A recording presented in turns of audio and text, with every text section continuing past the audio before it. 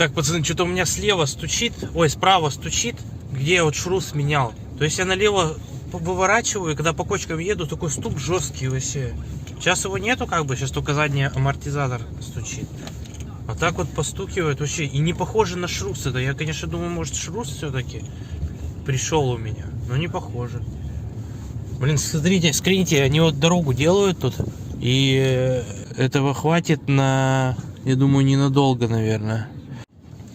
Короче, делают они там дорогу, и я уверен, что она будет вся волнами, потому что они делали все основание зимой. Там замерзало, промерзало, я уверен, что там будет просто, вот дорога будет волной. Вот скриньте, когда они сделают, я потом вам как-нибудь в какой-нибудь видосик, кто из вас будет еще на канале, вспомним мы с вами это, то, что вот там, блядь, будет все волнами по-любому. Сейчас, короче, заценим с вами еще. Что-то вот я выворачиваю налево, получается, руль, и стук, вот по кочкам едешь, появляется стук. Я думаю, ну шрус все пришел. Это и причем не хруст, а именно стук. Такой бом-бом-бом-бом-бом. Я вот не понимаю, сейчас сниму колесо, посмотрю, что тут так может стучать. Именно появилось это, когда я старую смазку из шруса всю вынул, прочистил, новую замазал, вставил. До этого не было такого стука. Сейчас снимем колесо и посмотрим. Что-то у меня голодки-то тут тоже уже подошли. Так, что у нас тут? Тут у нас вроде ничего еще все. Так, а там? И рычаг-то. Тоже вроде ничего пока. О! Что это дубовый какой-то? Ребята. О, неужели наконечник Лимфедор пришел? Пацаны. Что-то выглядит как-то он.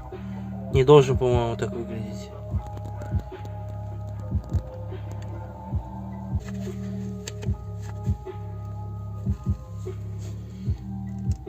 Пыльник такой, он мягкий пипец, и как-то вот он поворачивается странно. Но он не подходит, мне кажется, он не плотно. Ну, он зажат-то на хорошо, а фиг знает. Мне кажется, он быстро помрет.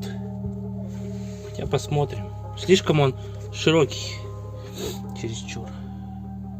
Так, шаровую я проверял, шаровая вроде у меня нормальная была. Но только вот налево, когда поворачиваю, стучит. Я думаю, все-таки, я не знаю, за шрус подергал, что-то он вроде сидит. Вроде люфта никакого нету. Сейчас посмотрю, попробую наконечник снять, получится, не получится. Так, пацаны, он у меня сразу же, я его напшикал ВДшка, у меня сразу же вышел вообще, даже его не пришлось отстучать. Короче, не знаю, он крепко ходит. Пацаны, Лимфедор, зайдите, посмотрите, одни из первых видосов, я тогда менял наконечники, 3 года назад прошло. Прошло 3 года, 120 тысяч. Не знаю, нормально он ходит вроде. Наконечники Лимфедор советую. Пацаны, чувствую, что шаровая на подходе. Ну, она вот... Где она? Ну, как бы уже легко болтается, и когда ее сильно держишь, так, там какой-то есть... Чувствуется, люфт есть внутри. Но я думаю, это не она так стучит сильно. А вот у шруза должно быть вот такое. Просто думаю, это ничего страшного, что он здесь так ходит. Или такого, он же должен крепко сидеть там. А он такой бродит. То есть это кольцо. Он же чик в кольцо и зашел. Не знаю, по-моему, не должно такого быть. Блин, сейчас уже с этой палкой начал ходить. Вот так покажу вам шаровую. Да, вот она болтается. Она не должна так болтаться. Надо заказывать правую шаровую. Либо, ну, в сборе можно, в принципе, их не менять. Тут левая, правая должны разные быть они. То есть нам нужна правая.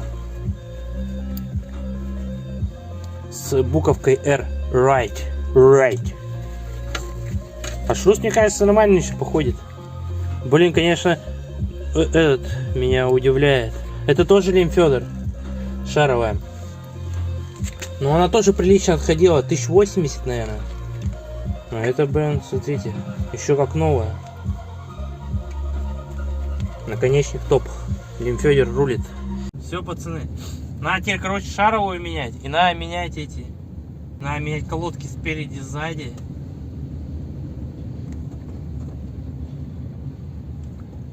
Спереди еще не дожимает поршень. Такие вот дела. Все болтается, этот кулак тормозной болтается. Еще что хотел сказать.